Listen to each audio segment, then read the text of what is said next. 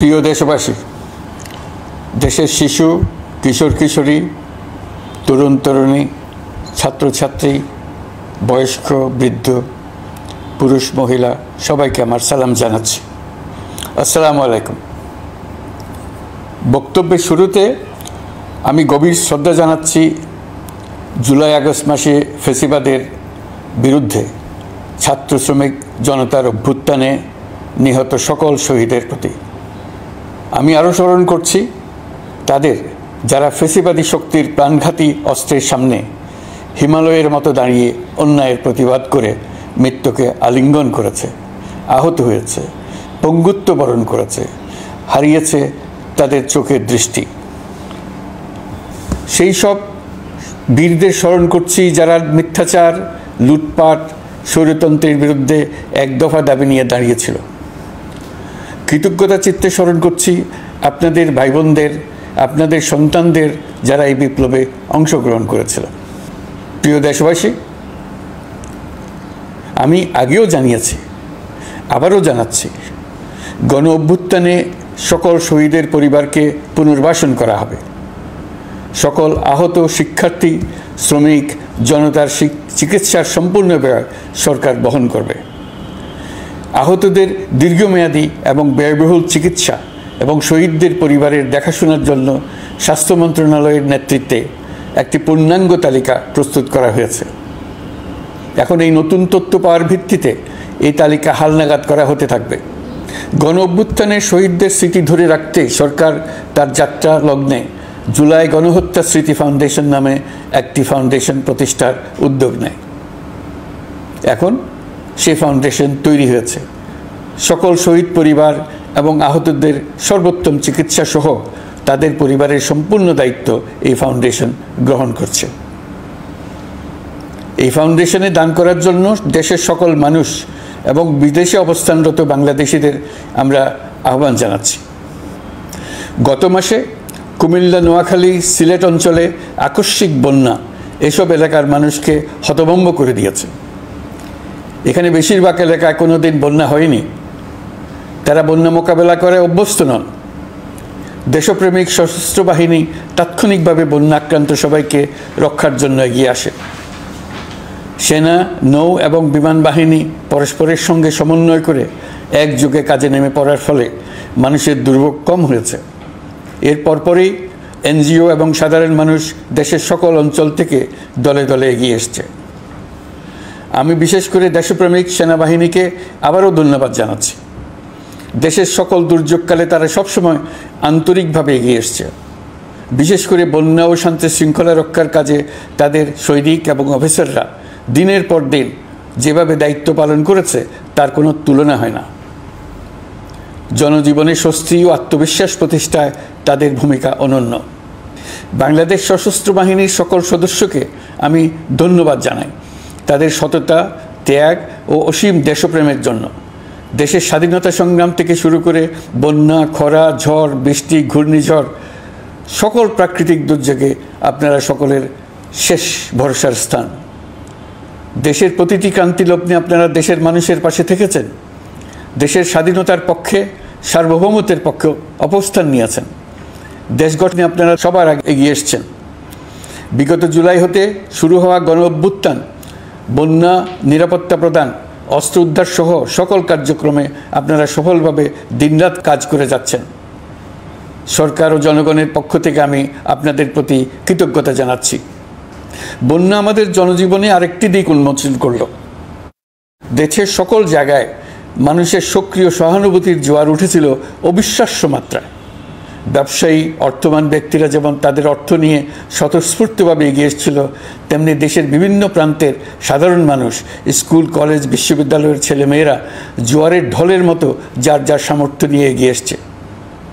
অনেকেই ছুটে গেছে বন্যার্তদের সহযোগিতা করার জন্য। এনজিওরা বিভিন্ন জায়গা থেকে ছুটে গেছে তাদের সহায়তা নিয়ে। তাদের কাজে অনুপ্রাণিত হয়ে আমি এনজিও নেতাদের সঙ্গে বৈঠক করেছি কিভাবে সরকার তাদের কাজের সঙ্গে সরকারের উদ্যোগকে সমন্বিত করতে পারে, সেটার কাঠামো তৈরি করে দেওয়ার জন্য। বন্যা এখন চলে গেছে, কিন্তু পুনর্বাসনের কঠিন কাজ আমাদের সামনে রয়ে গেছে। সকলের সহযোগিতায় আমরা পুনর্বাসনের কাজটি সফলভাবে সমাধান করতে চাই। আইন শৃঙ্খলা পরিস্থিতির উন্নতির জন্য আমরা দিনরাত পরিশ্রম করে যাচ্ছি। যে সমস্ত ভাই বোনেরা তাদের গত 16 বছরের বেদনা জানিয়ে তার প্রতিকার পাওয়ার জন্য আমার অফিস এবং সচিবালয়ের অফিসসমূহের সামনে প্রতিদিন ঘেরাও কর্মসূচি দিয়ে আমাদের কাজকর্ম ব্যাহত করছিলেন, তারা আমার আহ্বানে সাড়া দিয়ে ঘেরাও কর্মসূচির থেকে বিরত হয়েছেন বটে, তবে অন্যত্র আবার তারা তাদের কর্মসূচি দিয়ে যাতায়াতে ব্যাঘাত সৃষ্টি করছেন। আমি কথা দিচ্ছি, আপনাদের ন্যায্য আবেদনের কথা আমরা ভুলে যাব না। আমরা সকল অন্যায়ের প্রতিকারের জন্য প্রতিশ্রুতিবদ্ধ। আমরা আমাদের দায়িত্বকালে যথাসম্ভব সব সমস্যার সমাধানের চেষ্টা করব। আমি আবারও অনুরোধ করছি, আপনারা যাতায়াতে ব্যাঘাত সৃষ্টি থেকে বিরত থাকুন। জাতি আপনাদের প্রতি কৃতজ্ঞ থাকবে। তৈরি পোশাক, ওষুধ শিল্প, এইসব এলাকায় শ্রমিক ভাই বোনেরা তাদের অভিযোগ জানানোর জন্য ক্রমাগতভাবে এই শিল্পের কার্যক্রম পরিচালনা বন্ধ রাখতে বাধ্য করছেন। এটা আমাদের অর্থনীতিতে যে নেতিবাচক প্রভাব ফেলবে সেটা মোটেই কাম্য নয়। এমনিতেই ছাত্র শ্রমিক জনতার বিপ্লবের পর যে অর্থনীতি আমরা পেয়েছি সেটা নিয়ম নীতিবিহীন দ্রুত ক্ষীয়মান একটা অর্থনীতি। প্রাতিষ্ঠানিক কাঠামো প্রায় ধ্বংসপ্রাপ্ত। বৈদেশিক মুদ্রার রিজার্ভ তলানিতে গিয়ে ঠেকেছে।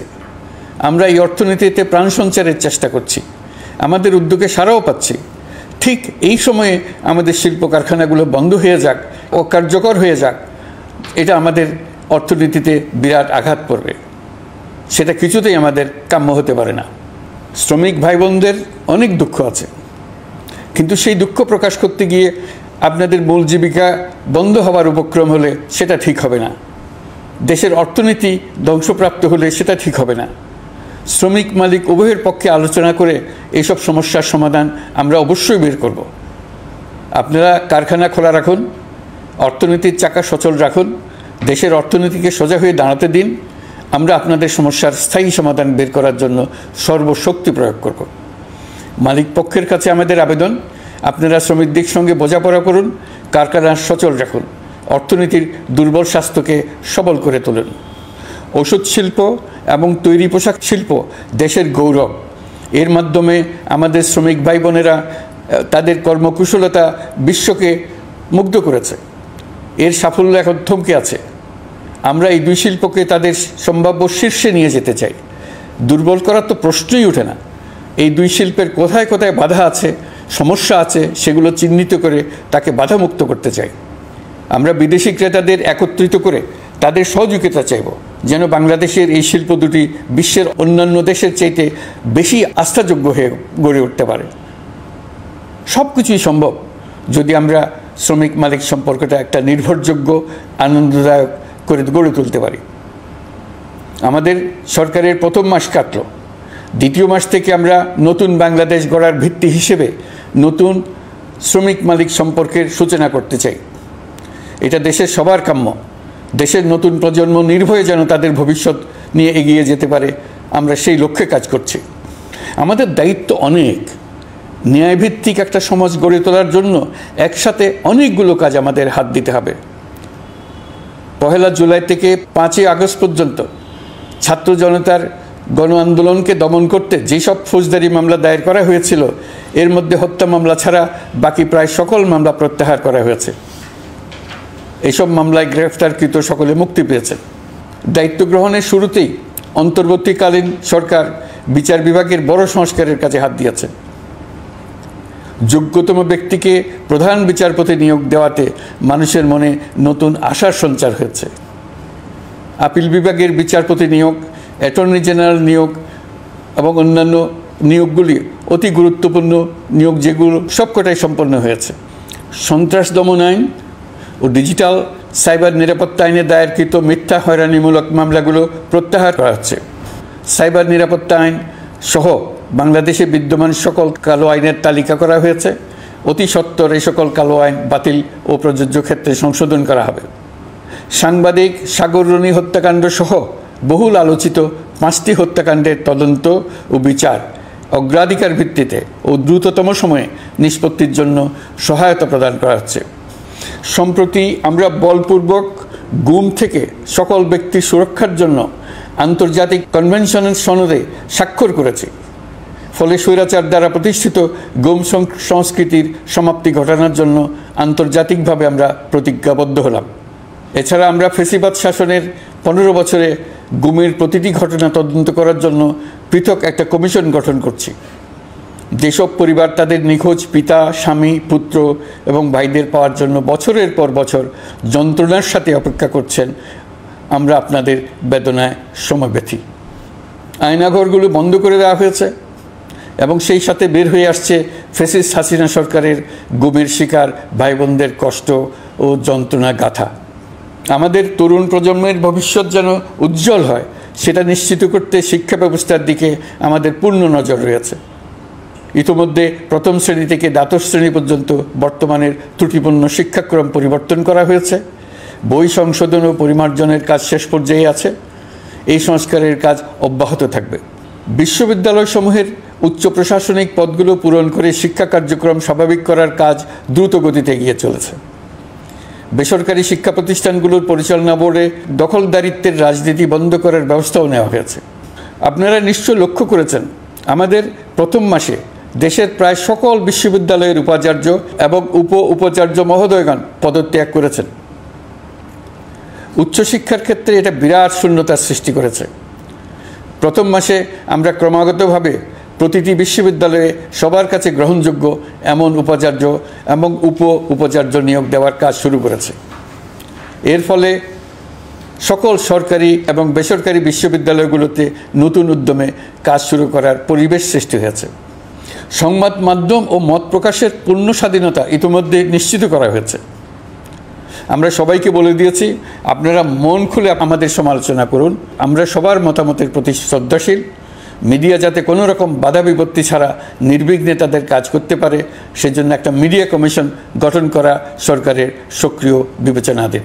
আরও যেসব কমিশন সরকার সহ অন্য সবাইকে জবাবদিহিতার আওতায় আনতে পারে, আমরা তাদের পুনর্গঠন ও সংস্কারের উদ্যোগ নিয়েছি, যাতে তারা আরও শক্তিশালী হয়, জনকল্যাণে কাজ করে। দায়িত্ব গ্রহণের পর বিভিন্ন দেশের সরকার প্রধান টেলিফোনে এবং শুভেচ্ছা বার্তা পাঠিয়ে আমাকে অভিনন্দন জানিয়েছেন। বিভিন্ন দেশের রাষ্ট্রদূত এবং হাই কমিশনারবৃন্দ আমার সাথে সাক্ষাৎ করে দ্বিপাক্ষিক সহযোগিতা বৃদ্ধির আশ্বাস দিয়েছেন। আমার অনুরোধে সংযুক্ত আরব আমিরাতের 57 জন বাংলাদেশি যারা ফ্যাসিবাদ বিরোধী বিক্ষোভে অংশগ্রহণ করা বিভিন্ন মেয়াদে কারাদণ্ডে দণ্ডিত হয়েছিলেন, তাদের সাধারণ ক্ষমা ঘোষণা করেছেন সে দেশের সরকার। ইতিমধ্যে তাদের কয়েকজন দেশে ফিরে এসেছেন। এই ক্ষমা প্রদর্শন ছিল অতি বিরল একটি ঘটনা। এই জন্য আমি সংযুক্ত আরব আমিরাতের রাষ্ট্রপতি শেখ মোহাম্মদ বিন জায়েদ আল নাহিয়ানকে ধন্যবাদ ও কৃতজ্ঞতা জানিয়েছি আপনাদের সবার পক্ষ থেকে। যে সমস্ত সরকার প্রধানের সঙ্গে আমার টেলিফোনে যোগাযোগ হয়েছে, তাদের মধ্যে রয়েছেন ভারতের প্রধানমন্ত্রী নরেন্দ্র মোদী, পাকিস্তানের প্রধানমন্ত্রী শাহবাজ শরীফ। আমরা ভারত এবং অন্যান্য প্রতিবেশী রাষ্ট্রসমূহের সঙ্গে সুসম্পর্ক চাই, তবে সেই সম্পর্ক হতে হবে ন্যায্যতা এবং সমতার ভিত্তিতে। ভারতের সাথে আমরা ইতিমধ্যে বন্যা মোকাবেলায় উচ্চ পর্যায়ে দ্বিপাক্ষিক সহযোগিতার আলোচনা শুরু করেছি। দক্ষিণ এশিয়ায় আঞ্চলিক সহযোগিতা বৃদ্ধির লক্ষ্যে আমি সার্ক রাষ্ট্রগোষ্ঠী পুনর্জীবিত করার উদ্যোগ নিয়েছি। আমরা চাই আমাদের দেশ যেন একটি গণতান্ত্রিক দেশ হিসেবে বিশ্বের কাছে সম্মানের সাথে পরিচিত হয়। দেশের পরিকল্পনা যেন দেশের মানুষ কেন্দ্রিক হয়, কোনো নেতা বা দল কেন্দ্রিক না হয়। আমরা স্বৈরাচারী হাসিনা সরকারের অহেতুক কোটি কোটি টাকা ব্যয়ের প্রকল্প বাস্তবায়িত হতে দেখেছি, যেগুলো কখনোই দেশের মানুষের জন্য ছিল না, বরং এর সাথে জড়িত ছিল কুৎসিত আমিত্ব এবং বিশাল আকারের চুরি।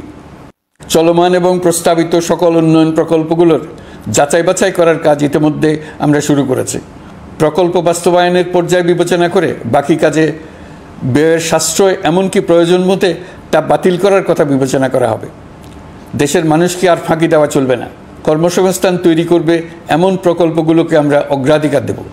লুটপাট ও পাচার হয়ে যাওয়া অর্থ ফিরিয়ে আনার উদ্যোগ আমরা নিয়েছি। আর্থিক খাতে শৃঙ্খলা ফিরিয়ে আনতে একটা ব্যাংকিং কমিশনও গঠন করার উদ্যোগ নেওয়া হয়েছে। বিভিন্ন ব্যাংকের পরিচালনা পরিষদ পুনর্গঠন করা হয়েছে। ব্যাংকিং খাতে এই এক মাসে বিরাট পরিবর্তন এসেছে, আপনারা নিশ্চয়ই সেটা লক্ষ্য করেছেন।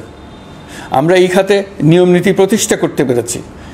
আরও অনেক কাজ বাকি রয়ে গেছে। প্রথম মাসের কাজ হিসেবে শুধু প্রধান কাজগুলো করেছে, তার সঙ্গে রয়েছে আরও অনেক পরবর্তী কাজ। ফ্যাসিবাদী সরকার লুটপাট করার জন্য নতুন করে 60,000 কোটি টাকা ছাপিয়ে বাজারে ছাড়ার কারণে মুদ্রাস্ফীতির শিকার হয়েছে দেশের মানুষ।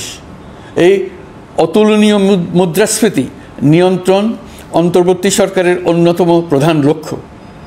মুদ্রাস্ফীতি নিয়ন্ত্রণের লক্ষ্যে পলিসি সুদের হার বৃদ্ধি করে 9% উন্নীত করা হয়েছে। মূল্যস্ফীতি থেকে সাধারণ মানুষকে সুরক্ষা দেওয়ার উদ্দেশ্যে ওএমএস খাদ্যবান্ধব কর্মসূচি সহ সুলভ মূল্যে প্রান্তিক মানুষের কাছে নিত্য প্রয়োজনীয় দ্রব্য সরবরাহ চলমান রাখা হয়েছে। মূল্যস্ফীতি মোকাবেলায় চলতি অর্থবছরে চাল ও গম আমদানির জন্য 5,800 কোটি টাকা, আভ্যন্তরীণ সংগ্রহের জন্য 8,900 কোটি টাকা এবং খাদ্য ভর্তুকির 3টি প্রোগ্রামের জন্য 7,360 কোটি টাকা বরাদ্দ রাখা হয়েছে। বিভিন্ন স্টেক হোল্ডারের সাথে সভা করে মূল্যস্ফীতি নিয়ন্ত্রণের করণীয়সমূহ চিহ্নিত করা হয়েছে। পরিচালন ও উন্নয়ন ব্যয় যৌক্তিক পরিমাণে হ্রাস করার জন্য কার্যক্রম গ্রহণ করা হয়েছে। কৃষিপণ্য উৎপাদনের জন্য সার আমদানির ক্ষেত্রে প্রয়োজনীয় বৈদেশিক মুদ্রার সরবরাহ নিশ্চিত করার পদক্ষেপ নেওয়া হয়েছে। প্রকৃত চাষিগণ যাতে কৃষি ঋণ পেয়ে থাকেন তা নিশ্চিত করার উদ্যোগ নেওয়ার পাশাপাশি কৃষি ঋণের পরিমাণ বৃদ্ধি করা হয়েছে। মার্কিন ডলারের বিপরীতে টাকার বিনিময় হার স্থিতিশীল রাখার লক্ষ্যে বৈদেশিক মুদ্রার বিনিময় হারকে বাজারভিত্তিক করা হয়েছে। কালো টাকা সাদা করার অনৈতিক অনুমতি বাতিল করা হয়েছে। বৈদেশিক মুদ্রার রিজার্ভ বৃদ্ধি করতে বিভিন্ন উন্নয়ন সহযোগীদের কাছ থেকে বাজেট সাপোর্ট চাওয়া হয়েছে। আন্তর্জাতিক মুদ্রা তহবিল থেকে অতিরিক্ত 3 বিলিয়ন মার্কিন ডলার, বিশ্বব্যাংক থেকে অতিরিক্ত 1 বিলিয়ন ডলার, জাইকা থেকে অতিরিক্ত 1 বিলিয়ন মার্কিন ডলার প্রদানের অনুরোধ করা হয়েছে। রূপপুর পারমাণবিক বিদ্যুৎ কেন্দ্র নির্মাণ প্রকল্পের অগ্রিম অর্থ পরিশোধ এবং বকেয়া পাওনা নিয়ে রাশিয়ান ফেডারেশনের সাথে অর্থ মন্ত্রণালয়ের আলোচনা চলছে। পাইপলাইনে থাকা 48 বিলিয়ন মার্কিন ডলার বৈদেশিক সহায়তা ব্যবহারের উদ্যোগ নেওয়া হয়েছে। মেগা প্রকল্পের নামে লুটপাট বন্ধের পাশাপাশি স্বাস্থ্য ও শিক্ষা খাতে বরাদ্দ বৃদ্ধির পরিকল্পনা গ্রহণ করা হয়েছে। বৈদেশিক মুদ্রার রিজার্ভের উপর চাপ কমানোর লক্ষ্যে রাশিয়া এবং চীন থেকে প্রাপ্ত ঋণের সুদের হার কমানো এবং ঋণের মেয়াদ বৃদ্ধির জন্য অনুরোধ জানানো হয়েছে। সকল উন্নয়ন সহযোগীদের সাথে সম্পর্ক আরও নিবিড় করার উদ্যোগ নেওয়া হয়েছে। সকল অর্থনৈতিক সূচক এবং পরিসংখ্যানের প্রকৃত মান বা সংখ্যা প্রকাশের জন্য নির্দেশনা প্রদান করা হয়েছে। জিডিপি, মূল্যস্ফীতি ইত্যাদি সঠিক উপাত্ত সংগ্রহ, প্রাক্কলন ও প্রকাশের জন্য নির্দেশনা দেওয়া হয়েছে। জাতীয় রাজস্ব বোর্ড এবং অর্থ বিভাগের রাজস্ব আয় সম্পর্কিত উপাত্তের মধ্যে পার্থক্য নিরসনে উদ্যোগ নেওয়া হয়েছে। প্রকৃত রপ্তানি আয় নিরূপণ এবং প্রকাশের নির্দেশনা দেওয়া হয়েছে। জাতীয় রাজস্ব বোর্ডের অটোমাইজেশনের লক্ষ্যে পরিকল্পনা গ্রহণ করা হয়েছে। পুঁজিবাজারকে স্বাভাবিক ধারায় ফিরিয়ে আনতে সিকিউরিটি এক্সচেঞ্জ কমিশন পুনর্গঠন করা হয়েছে। নিত্য প্রয়োজনীয় পণ্য সামগ্রীর সরবরাহ স্বাভাবিক রাখার নিমিত্তে ব্যবসায়ী, শিল্প মালিক ও ব্যবসায়ী সংগঠনের সাথে সভা করা হচ্ছে এবং তাদের মতামতের ভিত্তিতে বিভিন্ন ব্যবস্থা গ্রহণ করা হচ্ছে। বিদ্যমান মজুদ ও ঘাটতি মূল্যায়ন করে ভবিষ্যৎ চাহিদা পর্যালোচনা করে স্থানীয় উৎপাদন বৃদ্ধির পাশাপাশি আমদানি পর্যায়ে বিভিন্ন জটিলতা দূরীকরণ, বন্দর ও বড় মোকামসহ পরিবহন ব্যবস্থার বিভিন্ন সমস্যা সমাধানে সংশ্লিষ্ট সকল মন্ত্রণালয়, দপ্তর, বিভাগকে প্রয়োজনীয় নির্দেশ দেওয়া হয়েছে। এই জন্য তেল, চিনি, ডিম ও মাংস উৎপাদনকারী বৃহৎ প্রতিষ্ঠানসমূহের সাথে সভা ও মতবিনিময় করা হচ্ছে। নিত্য প্রয়োজনীয় কিছু দ্রব্যাদি যেমন পেঁয়াজ, আলু এসবের দাম আরও কমানোর জন্য বিদ্যমান শুল্ক হার হ্রাসের বিষয়ে এনবিআরকে প্রয়োজনীয় নির্দেশনা দেওয়া হয়েছে। ইতোমধ্যে এনবিআর পেঁয়াজ, আলু ও কতিপয় কীটনাশকের ক্ষেত্রে আমদানি শুল্ক হ্রাস এবং ক্ষেত্র বিশেষে রেগুলেটরি শুল্ক প্রত্যাহার করে এসআরও জারি করেছে।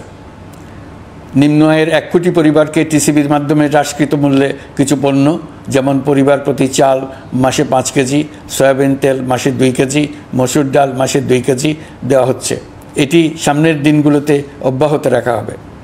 সরকার দায়িত্ব গ্রহণের পর জনপ্রত্যাশা অনুযায়ী বিদ্যুৎ, জ্বালানি ও খনিজ সম্পদ মন্ত্রণালয় হতে বিদ্যুৎ ও জ্বালানির দ্রুত সরবরাহ বৃদ্ধি আইনের অধীনে চলমান সকল প্রকার নেগোসিয়েশন, প্রকল্প বাছাই এবং ক্রয় প্রক্রিয়াকরণ কার্যক্রম আপাতত স্থগিত করা হয়েছে।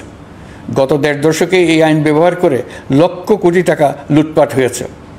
বিদ্যুৎ, জ্বালানি ও খনিজ সম্পদ মন্ত্রণালয়ের আওতাধীন কোম্পানিসমূহে অধিকতর স্বচ্ছতা ও জবাবদিহিতা আনার লক্ষ্যে কোম্পানিসমূহের পরিচালনা পর্ষদ পুনর্গঠন করা হয়েছে।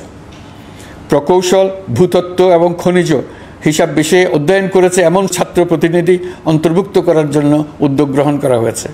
এই খাতে অধিকতর সক্ষমতা, গতিশীলতা এবং জবাবদিহিতা নিশ্চিত করার লক্ষ্যে বিশেষজ্ঞগণের সমন্বয়ে একটি কমিটি গঠন করা হয়েছে। জ্বালানি তেলের মূল্য জনপ্রত্যাশা অনুযায়ী সহনশীল রাখতে অকটেন ও পেট্রোলের দাম 6 টাকা, ডিজেল ও কেরোসিনের দাম 1 টাকা 25 পয়সা কমানো হয়েছে। 37 দিন বন্ধ থাকার পর গত 25 আগস্ট হতে মিরপুর 10 ও কাজীপাড়া স্টেশন ছাড়া বাকি সব স্টেশনে মেট্রো রেল পুনরায় চালু করা হয়েছে। ভুয়া মুক্তিযোদ্ধাদের চিহ্নিত করার লক্ষ্যে বিশেষ করে মুক্তিযুদ্ধের সময় যাদের বয়স 12.5 বছরের কম ছিল তাদের মুক্তিযুদ্ধ তালিকা হতে বাতিলের জন্য সুপ্রিম কোর্টে লিভ টু আপিলের পদক্ষেপ গ্রহণ করা হয়েছে। মুক্তিযোদ্ধা কল্যাণ ট্রাস্টের আওতাধীন বেদখলকৃত স্থাবর সম্পত্তি উদ্ধারে প্রয়োজনীয় ব্যবস্থা গ্রহণ করা হয়েছে। গৃহায়ন ও গণপূর্ত মন্ত্রণালয় কর্তৃক গৃহীত বরিশাল, রংপুর, ময়মনসিংহ উন্নয়ন কর্তৃপক্ষ আইন এর খসড়া তৈরির কার্যক্রম নেওয়া হয়েছে। পূর্বাচল নতুন শহর প্রকল্প, ঢাকার আশেপাশে স্যাটেলাইট সিটি নির্মাণের রোডম্যাপ চূড়ান্তকরণের উদ্যোগ নেওয়া হয়েছে। বিধি বহির্ভূত প্রদত্ত প্লট ও ফ্ল্যাটের বরাদ্দ বাতিলের উদ্যোগ নেওয়া হয়েছে। প্রিয় দেশবাসী, আপনাদের আমাদের সন্তানদের জন্য একটি গণতান্ত্রিক বাংলাদেশের রূপরেখা তৈরি করতে আমরা দৃঢ় প্রতিজ্ঞ। আর যেন আমাদের কোনো স্বৈরাচারের হাতে পড়তে না হয়। আমরা যাতে বলতে পারি আমরা একটি গণতান্ত্রিক দেশে বসবাস করি, আমরা যাতে সকলেই দাবি করতে পারি যে এই দেশটি আমাদের, আমরা সেই লক্ষ্যেই কাজ করছি।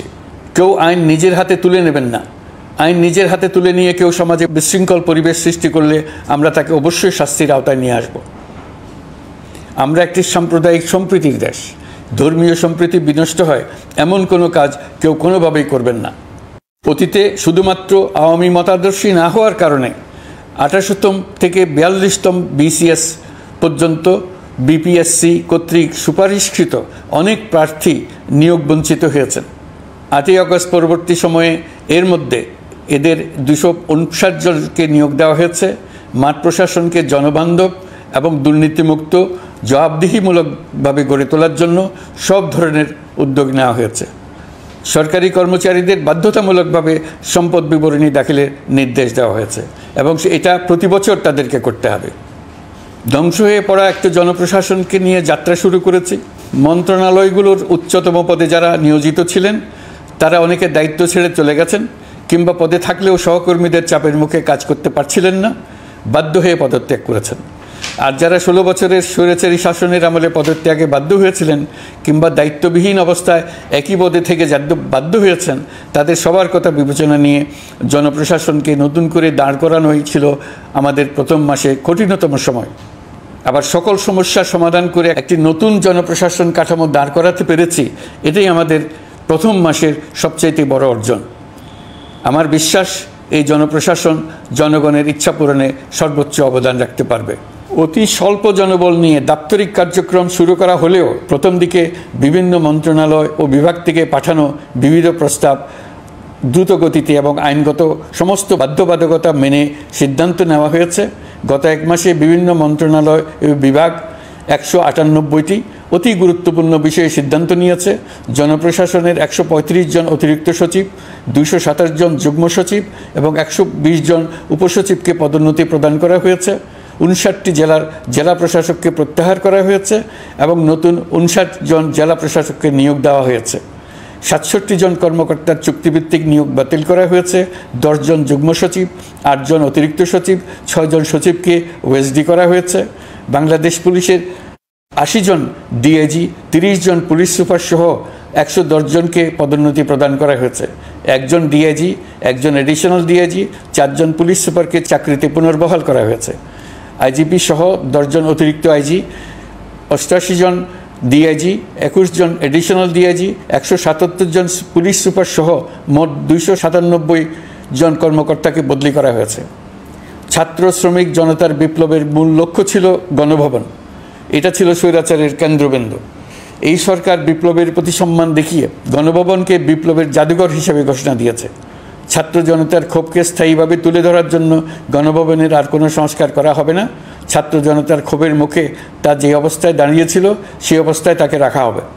যেসব মূল্যবান সামগ্রী জনতা নিয়ে গিয়েছিল সেগুলো অনেক ফেরত দিয়ে গেছেন। যারা নিয়ে গিয়েছেন তারা নিজেরাই ফেরত দিয়ে গেছেন। তাদের আমরা দেশবাসীর পক্ষ থেকে ধন্যবাদ জানাচ্ছি। আরও কিছু জিনিস পাওয়া যায়নি, যারা নিয়ে গেছেন তাদের কাছে আমাদের অনুরোধ থাকবে তারা যেন এইসব সামগ্রী ফেরত দিয়ে যান। আমরা উল্লেখ করব এইসব বিক্ষুব্ধ জনতা নিয়ে গিয়েছিল, কিন্তু বিজয়ের পর তারা আবার জাদুঘরের প্রতি সম্মান দেখিয়ে এগুলো ফেরত দিয়ে গিয়েছেন। আমরা নতুন বাংলাদেশকে একটা পরিবেশ বান্ধব এবং জীববৈচিত্র্যময় দেশ হিসেবে গড়ে তোলার উদ্যোগ নিয়েছি। এটি তরুণদের আকাঙ্ক্ষা, আমাদের সবারই আকাঙ্ক্ষা। সেই লক্ষ্যে আমি প্রথমেই একটি ক্ষুদ্র পদক্ষেপ নিয়েছি। আমার বাসভবন এবং সমগ্র সচিবালয়ে প্লাস্টিকের পানির বোতল ব্যবহার নিষিদ্ধ করেছে। ইতিমধ্যে সুপার শপগুলোতে পলিথিনের শপিং ব্যাগ ব্যবহার বন্ধ করার উদ্যোগ নেওয়া হয়েছে। গত কয়েক দশকে যে পরিমাণ নদী দূষণ হয়েছে, আমরা তা বন্ধ করার উদ্যোগ নিয়েছি। আমরা সংস্কার চাই। আমাদের একান্ত অনুরোধ, আমাদের উপর যে সংস্কারের গুরু দায়িত্ব দিয়েছেন, সেই দায়িত্ব দিয়ে আপনারা দর্শকের গ্যালারিতে চলে যাবেন না। আপনারা আমাদের সঙ্গে থাকুন, আমরা একসঙ্গে সংস্কার করব। এটা আমাদের সবার দায়িত্ব। আপনারা নিজ নিজ জগতে সংস্কার আনুন। একটা জাতির সংস্কার শুধু সরকারের সংস্কার হলে হয় না। আপনি ব্যবসায়ী হলে আপনার ব্যবসায়ী সংস্কার আনুন। ব্যবসায়ী গোষ্ঠীরা তাদের নিজ নিজ সমিতির মাধ্যমে সংস্কার আনুন। সমিতিতে সংস্কার আনুন। নতুন করে সমিতি গঠনতন্ত্র সংশোধন করুন। আপনি শ্রমিক হলে আপনার ক্ষেত্রে আপনি সংস্কার করুন। আপনি রাজনৈতিক নেতাকর্মী হলে আপনার ক্ষেত্রে সংস্কার করুন। আপনি প্রতিষ্ঠান প্রধান হলে আপনার প্রতিষ্ঠানে সংস্কার আনুন। আমি এটাকে সুযোগ হিসেবে গ্রহণ করার জন্য সবাইকে আহ্বান জানাচ্ছি। এই সংস্কারের মাধ্যমে আমরা জাতি হিসেবে নতুনভাবে যাত্রা শুরু করতে চাই। আমাদের এই যাত্রা আমাদেরকে পৃথিবীর একটা সম্মানিত জাতি হিসেবে প্রতিষ্ঠিত করুক, এটাই আমাদের সবার কাম্য, এটাই আমাদের সবার লক্ষ্য। গত এক মাসে আমি বেশ কিছু রাজনৈতিক দলের সঙ্গে পৃথকভাবে বসছি, তাদের সঙ্গে মতামত বিনিময় করেছি। তারা আমাদের উৎসাহিত করেছেন, ছাত্র শ্রমিক জনতার বিপ্লবের লক্ষ্যের প্রতি সমর্থন জানিয়েছেন, সংস্কারের কাজে পূর্ণ সহযোগিতার দেওয়ার আশ্বাস দিয়েছেন।